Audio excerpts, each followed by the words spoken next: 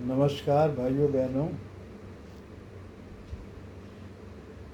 प्रकृति से हमें मस्तिष्क या ब्रेन, उसकी उत्पत्ति प्रकृति द्वारा गर्भाशय में ही की गई।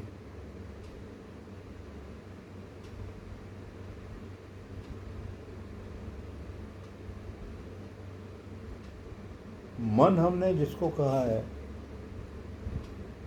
उसको देखा तो किसी ने नहीं, लेकिन मैं एक मन की परिभाषा देना चाहता हूँ। मैं मन किसको समझ रहा हूँ? प्रकृति ने हमें कई इंद्रियों को दिया है। इंद्रिय मीन्स ऑर्गन्स जो रिएक्ट करती हैं।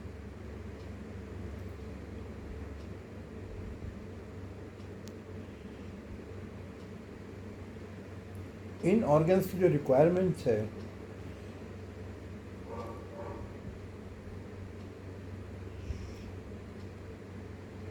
वो जब ब्रेन का इस्तेमाल करती हैं, अपनी रिक्वायरमेंट्स को बिना ब्रेन के इस्तेमाल के पूरा नहीं कर सकती। इससे जो व्यवस्था पैदा होती है वही वास्तव में मन है।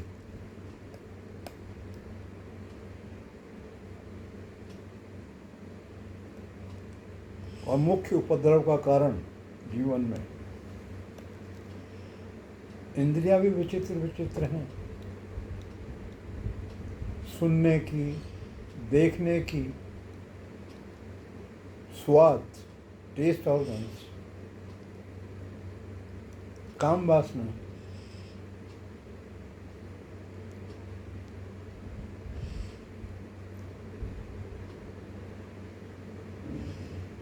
अभी तक इतनी इंद्रियों के बारे में ही पता चल सका है। स्पर्श भी है, जोड़ सकते हैं आप।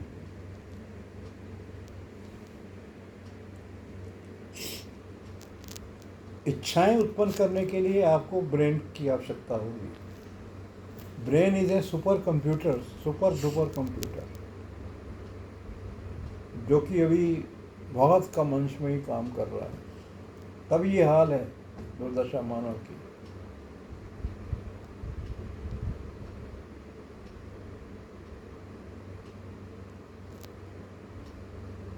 पंद्रह % ही काम कर रहा है ब्रेन। तब नष्ट कर लिया हमने अपने को। दुनिया को नष्ट करने में लग गया ये मन का जो व्यवस्था बताई मैंने। Requirement of organs using the brain, what thing they create, that is called mind. This is my personal thinking, व्यक्तिगत विचार है मेरा। ये शास्त्रों वेदों में क्या कहा गया मैंने वहाँ से नहीं पढ़ा।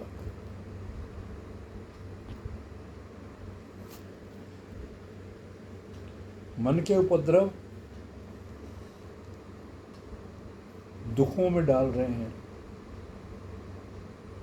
यहीं से वैमनस्य, जिसको द्वेष भी कह सकते हैं, क्रोध,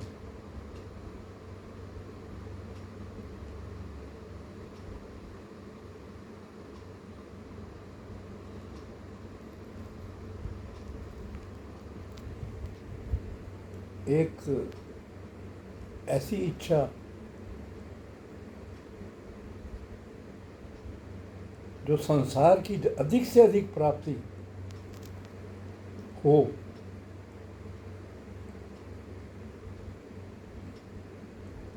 तो इस व्यवस्था ने ये माना कि सुखी होंगे,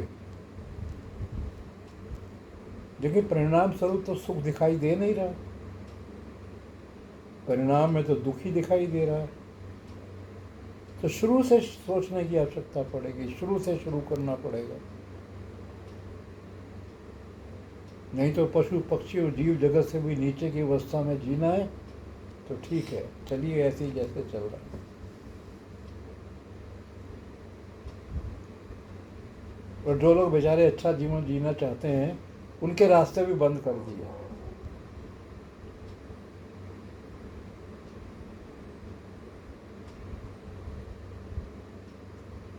विचार कीजिए। उपाय बहुत सरल है। अब तक जो मैंने कहा उसी में उपाय भी छुपा हुआ है। उपाय को खोजिए।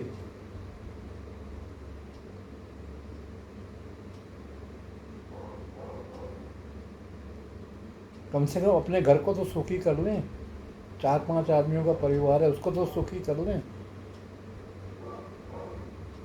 वो भी नहीं हो रहा।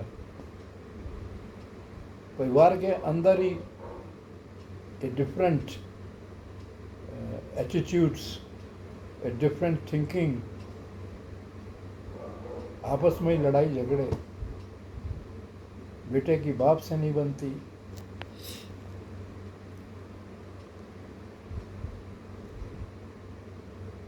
माँ की बेटी से नहीं बनती, बहू से नहीं बनती।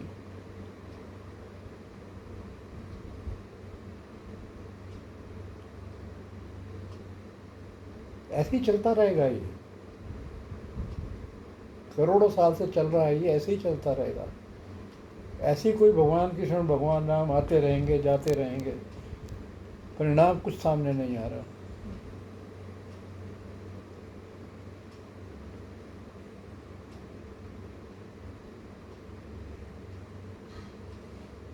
सारी दुनिया के राष्ट्रों के राष्ट्राध्यक्ष बैठ के क्यों नहीं इस पर विचार कर सकते?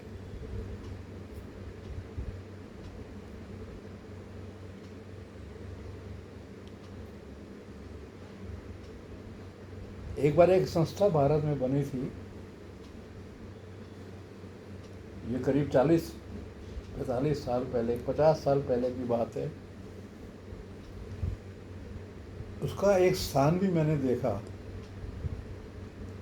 उस पर लिखा हुआ था मानव धर्म।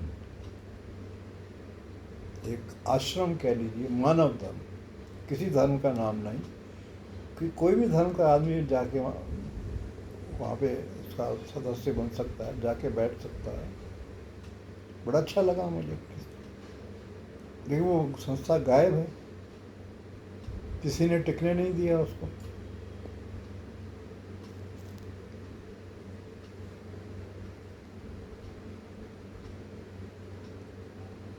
हाल है इसका वही जो मैंने बार बार कहा है,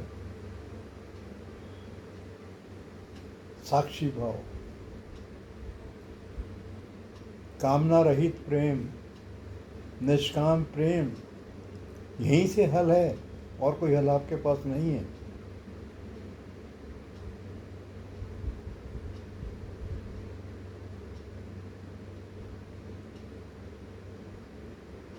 भगवानों ने आगे इस चीज को दिखाया अपने जीवन में, लेकिन फिर जस के तस वहीं के वहीं पहुंच नीचे उतर गए। भगवान गए, आदमी फिर नीचे उतरा। जब तक रहे तब तक लोग ठीक रहे, हालांकि उनके होते हुए भी झगड़े होते रहे, वो झगड़े सुलझाते रहे, कुछ लोग ठीक रहे।